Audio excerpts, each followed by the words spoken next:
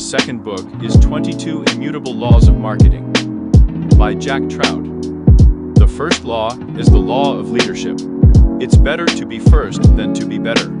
It's much easier to get into the mind first than to try to convince everyone later that your product is better than the one who has already done it. For example, most people know that the first person to fly alone across the Atlantic Ocean was Charles Lindbergh. Few people know the second pilot, but it was Bert Hinkler, and he did it at a higher speed and used less fuel. A few more examples. IBM was the first to release a mainframe computer. Microsystem was the first to create workstations. Vest released the first safety razor. They are all leaders, as their brand is becoming a household name. Xerox is the first machine for copying on plain paper, gave the name to all copiers on plain paper. And you can hear customers everywhere asking to unseal a document. And the leaders are fixed in the minds of customers. If someone asks you about washing powder, then Titan will immediately come to mind, since he is the first among them. The second law is the law of category. If you can't be the first in a category, create a new category in which you can be the first. Surely you know the third person who crossed the ocean. Yes, it was Amelia and Earhart. So why is it that few people know the co-pilot, but the majority remembers the third one? Yes, because it was the first woman who did it. Other examples can also be given. Dell entered the crowded computer market as the first company to sell computers over the phone. Lay was not the first women's magazine, it was the first magazine for mature women. When you bring your product to the market, ask yourself the question, how much better is my product than that of competitors? In which category will this product be the first? The third law is the law of consciousness.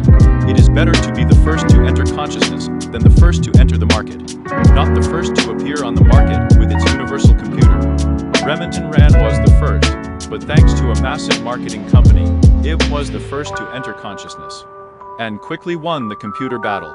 The more money you invest in a marketing company at the initial stages, the faster your company will become more popular. The fourth law is the law of perception. Marketing is not a battle of products, but a battle of perceptions. In Japan, Honda has entered the consumer consciousness as a motorcycle manufacturer. And so if you tell your friends in Tokyo that you bought a Honda, they may ask, what model of motorcycle did you buy? In New York, on the contrary, they will ask, what model of car did you buy? And so in Japan, most people won't buy cars from a motorcycle company. Also take the Harley-Davidson company. Will the cars of this company succeed? You may even believe that the reputation of the quality of motorcycles will play a positive role. But since this company is perceived by everyone as a motorcycle manufacturer, it will serve the car badly. The fifth law is the law of focus. The strongest concept in marketing is to own the word in the mind of a potential customer. You turn your way into consciousness, narrowing the focus to one word or one concept. The Federal Express Company managed to seize the words overnight, as it focused only on the delivery of parcels in the morning of the next day. IBM owns the word computer, so you can just say we need an IBM machine. BMW is associated with the word driving, Volvo with safety, Pepsi-Cola with youth, and Rolton with noodles. The essence of marketing is to narrow the focus. You will become stronger when you narrow the boundaries of your business. For example, BMW and Mercedes sell only expensive goods and do not compete among the cheap ones. So these companies are associated with quality. The sixth law is the law of exclusivity. Two companies cannot own one word in the mind of a potential client, and you are likely to lose if you try to master the same word. In marketing, you can't leave your word and start searching among the words that others own. So Atari owned the word video game. The business wanted the name Atari to mean computer, but IBM and Apple already owned this word. And in the fight for this word, Atari lost. And the most ironic thing is that while Atari was fighting for a new word, Nintendo took possession of his word and now owns 75% of the multi-billion-dollar video game market. And Batara is not hearing anything now, or the Energizer batteries are trying to take away the long-playing word from the Duravillages. And no matter how much effort is invested in it, they are unlikely to succeed, because the Duravillages were the first to enter consciousness. The seventh law is the law of the ladder. The strategy you should use depends on which rung of the ladder you are standing on. For each category, there is a ladder of products in the mind, and on each step there is a brand name. For example, Huz is in the first place for car rental, Avis is in the second, and National is in the third. Avis had the slogan, "The best rented cars in the best agency." The consumer did not understand why Avis associates itself with the best in car rental if this company is not on the top rung. Then, the company determined its position on the ladder and made a slogan, "Avis is only the second car rental company. Why did you come to us? We are the most diligent." The company has been losing money for 13 years, but when she recognized that she was in second place, she started earning a lot of money. Before launching any marketing company, ask yourself the following questions. What step are we on in the minds of potential buyers? And make sure that your program is built taking into account what step you are on. The eighth law is the law of duality. In a long-distance race, each market becomes a track for two. Over time, there are only two steps left on the ladder. In the hamburger market, it's McDonald's and Burger King. In sneakers, it's Nikes and Reeboks, and so on. At the moment, the leader's share is 45% of the market, and the number two brand has about 40%. The third one has 3%. The rest are considered unstable. As Jack Welch, the legendary chairman and CEO of General Electric, said, "Only companies that occupy first and second place in the market can win in the global business arena. Those companies that fail to do so will be closed or sold." The ninth law is the law of the opposite.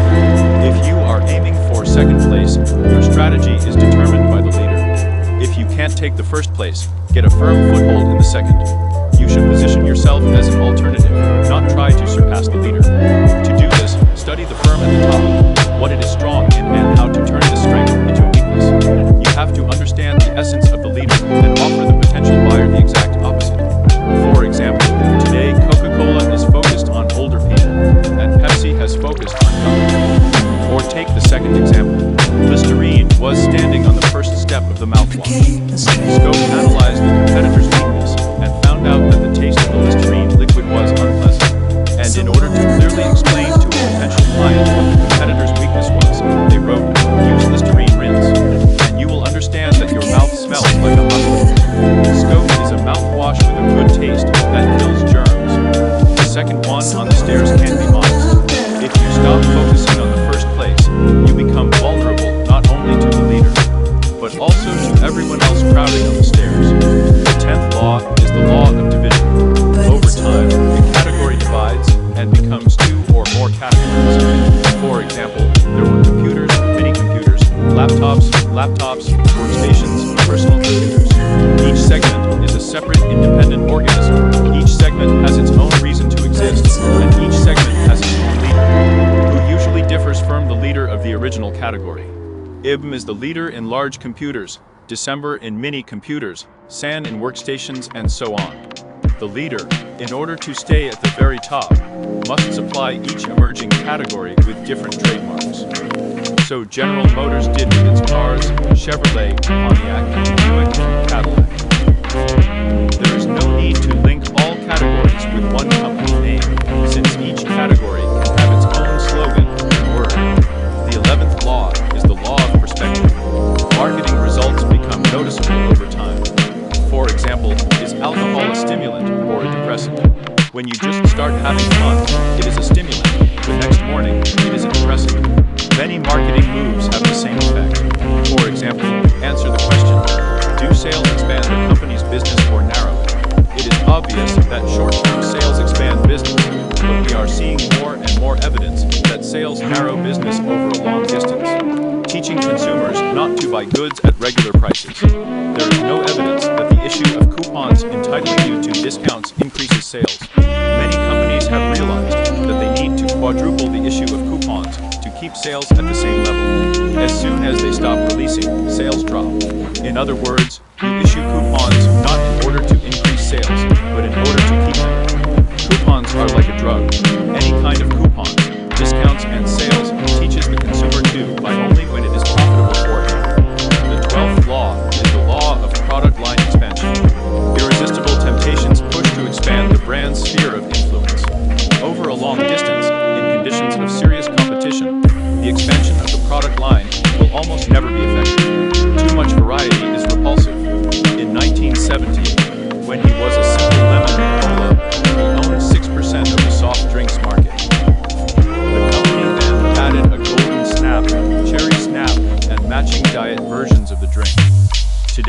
Benap's market share is less than 2.5%. Let's take baby food. Gerber owns 72% of the market and is far ahead of Beech Nat and Hanes, two brands with an expanded product line. Today, if you want to succeed, you have to narrow your focus in order to take a position in the mind of a potential client. The 13th law is the law of sacrifice. You have to give up something in order to achieve something. Three things that can be sacrificed are the product line, the target market, and constant changes. The first thing, Federal Express abandoned all types of delivery and concentrated on one type of service, delivery of small parcels the next day. Thanks to this, today, the Federal Express company is much more than the Emery company, delivering parcels around the world. Thanks to this, she was able to put words into the minds of potential customers overnight. If you absolutely need the package to be delivered tomorrow, you contact Federal Express. The second thing, previously, a man and a woman were painted on a cigarette box, since everyone focused on both audiences. What did Philippe Maurice do?